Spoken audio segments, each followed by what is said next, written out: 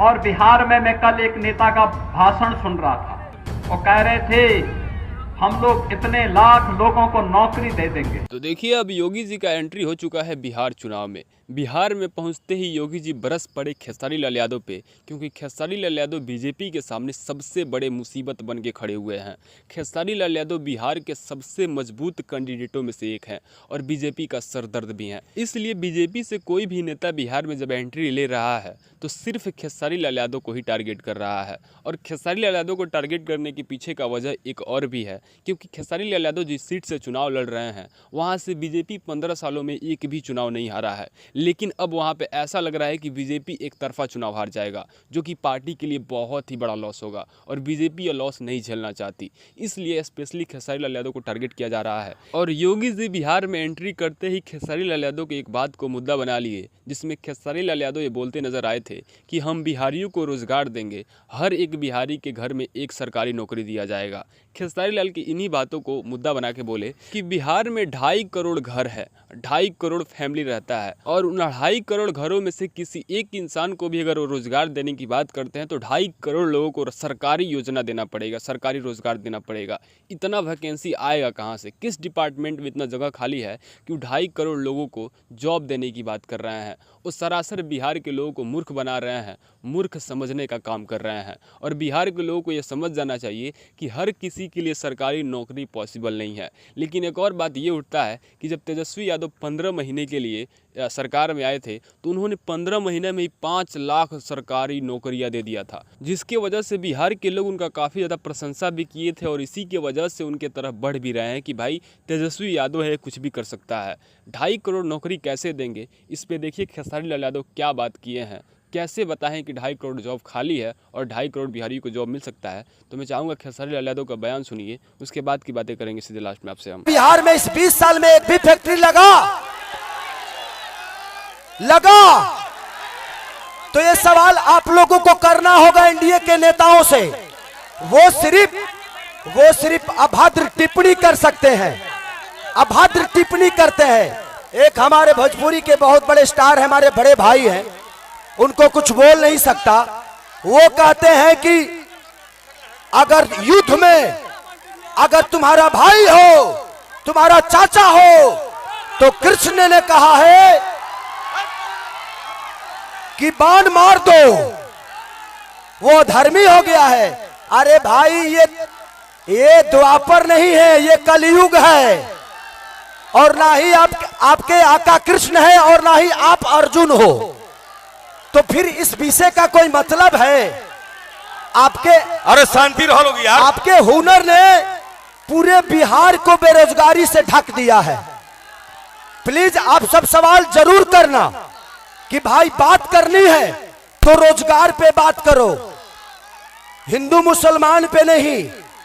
हमें लड़ाओ मत, हम ऑलरेडी अपने गरीबी से लड़ रहे हैं, जूझ रहे हैं। इन्होंने एक काम सही किया है, इस 20 साल में हर उस माँ को बेटा से दूर कर दिया, हर उस पत्नी को पति से दूर कर दिया, हर उस बेटा को अपने बाप से दूर कर दिया। ये यही किए हैं। तो बस मैं यही चाहता हूं, क्योंकि देखिए यहाँ पे बहुत सारे हमारे बड़े भाई बैठे हैं और भैया को बहुत सारा सभा करना है, बहुत लोगों से मिलना है, समस्या जो है उसके लिए बात करनी है। तो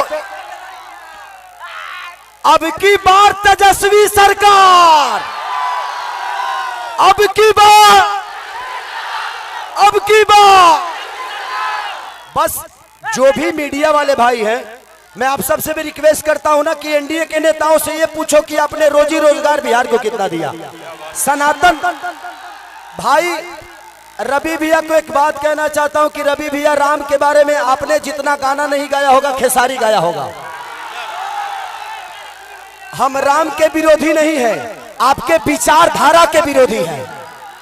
हम नीतीश चाचा के दुश्मन नहीं हैं, उनके हम भी भतीजा है, लेकिन उनके बिहार के लिए जो गंदी सोच है उसके विरोधी है।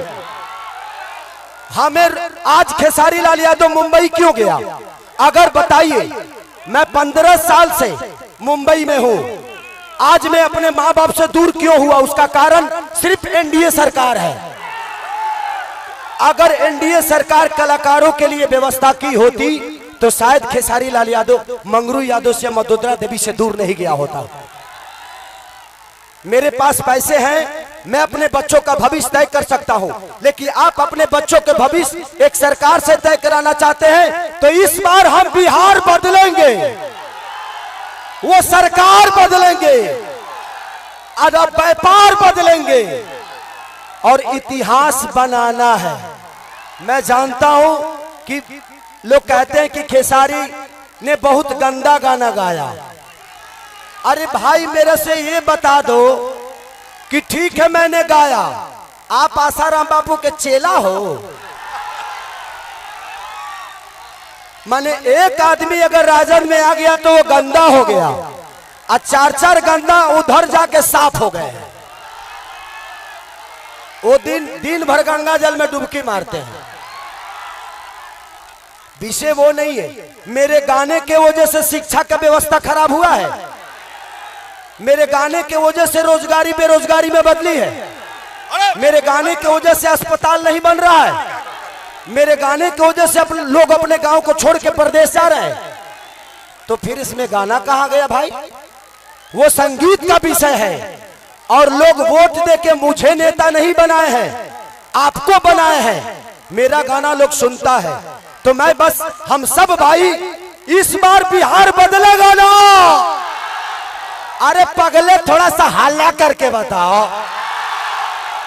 I love you. और मैं भैया से, आप कुर्सी पे बैठ गए हैं और हम लोग भैया को राजा बनाएंगे ना। एक बात, मैं कल रैली कर रहा था तेजस्वी भैया, तो 3-4 प्रशासन के लोग हमसे आकर बोले कि आपकी सरकार बन रही है भैया, तो तेजस्वी भैया से कहिएगा कि हम लोगों का जो वेतन है ना और जो हम लोगों का जो पेंशन मिलता है, पेंशन 2004 से हमारा बंद है। तो प्लीज आप कुर्सी पे बैठेंगे, हम सबका योगदान है, लेकिन प्रशासन के लोगों का पेंशन जरूर दिलवाइएगा। Thank you.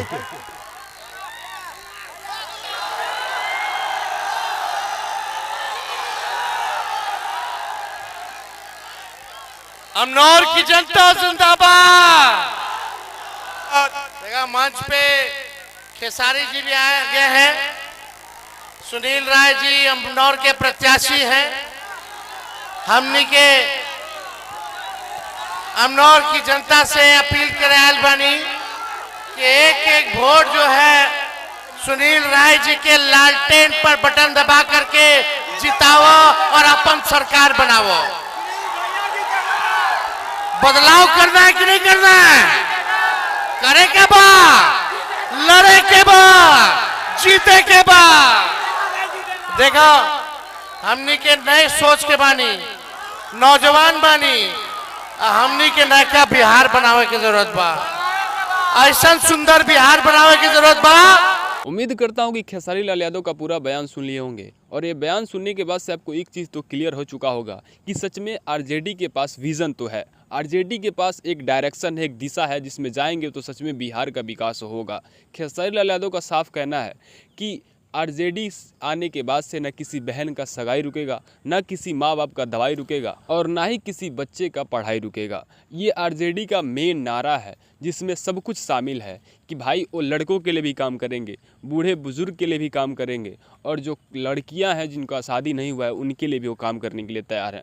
तो बिहार का जो मूल आवश्यकता है, जो मूल ज़रूरत है, उस चीज़ को लेकर के आरजेडी चुनाव में उतरा है। आरजेडी बीजेपी का कमियां निकाल करके वोट नहीं मांग रहा है, वो क्या करेंगे इस चीज़ पे वोट मांग रहे हैं। लेकिन बीजेपी जो आरजेडी आज से 15 साल पहले जब शासन में था उस दौरान जो गलतियां किया था उन सब चीज़ों को लेकर के वोट मांग रहे हैं। यही अंतर इन दोनों पार्टियों में। बीजेपी का कहना है कि भाई जंगल राज था, जंगल राज खत्म करेंगे, हम जंगल राज नहीं आने देंगे। यानी कि वो 15 साल पहले क्या हुआ था इन सब चीज़ों को लेकर के वोट मांग रहे हैं और आरजेडी आज क्या चल रहा है इस सिचुएशन पर वोट मांग रही है। लेकिन बीजेपी कहीं भी ये नहीं बोलती नजर आई है कि हम 15 साल से हैं तो 15 साल में ये काम किए हैं और ये चीज़ बिहार के लिए हम लोग अच्छा किए हैं, क्योंकि ऐसा कुछ बड़ा अब तक बिहार में हुआ नहीं है, पलायन रुका नहीं है, रोज़गार मिला नहीं है, इसलिए उनके पास कोई और मुद्दा नहीं बचा है वोट मांगने का। तो वो लोग लालू यादव को टारगेट कर रहे हैं, जो कि आज से 15-17 साल पहले शासन में थे, तो उनके शासन को टारगेट करके वोट मांगा जा रहा है। आपको क्या लगता है किस पार्टी के पास ज़्यादा बढ़िया डायरेक्शन है, किस पार्टी के पास बढ़िया विजन है? अपना राय कमेंट सेक्शन में बताइएगा और ऐसी बेहतरीन खबर को पाने के लिए चैनल को सब्सक्राइब जरूर कीजिएगा। मिलते हैं नए इन्फॉर्मेशन के साथ, तब तक के लिए जय हिंद, tata bye bye, take care.